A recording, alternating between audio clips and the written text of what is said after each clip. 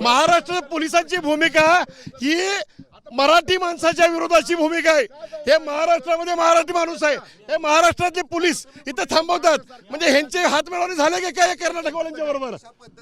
सीमावासियांच्या पाठीशी महाराष्ट्र सरकार उभा राहते वाटते का तुम्हाला? सीमावासीच्या पाठीशी महाराष्ट्राचं सरकार उभं राहत नाही। एकनाथ शिंदेने पण इथे येऊन तिकडे जायला पाहिजे ना, का नाही म्हणत? मराठी माणसाच्या न्याय हक्कासाठी शिवसेना झाली, ती शिवसेना तुम्ही आमची म्हणता, मग आज मराठी माणसासाठी एकनाथ शिंदे काय येत नाहीत? महाराष्ट्र सरकार हे मराठी भाषिकांच्या पाठीशी नाही हे स्पष्ट आज होतं इथं।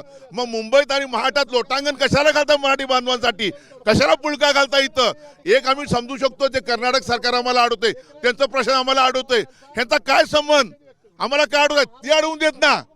देवणे असतील, तुम्हाला जिल्हा बंदी केलेली आहे, बेळगावनं झुगारून जाणार आहे का? आम्ही आमची भूमिका ठाम आहे।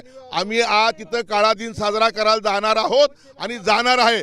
यापूर्वी सुद्धा अनेक वर्षापासून आम्ही त्या मराठी भाषिकांच्या पाठीशी आहोत आणि भविष्यात आम्ही त्यांच्यावर राहणार आहोत।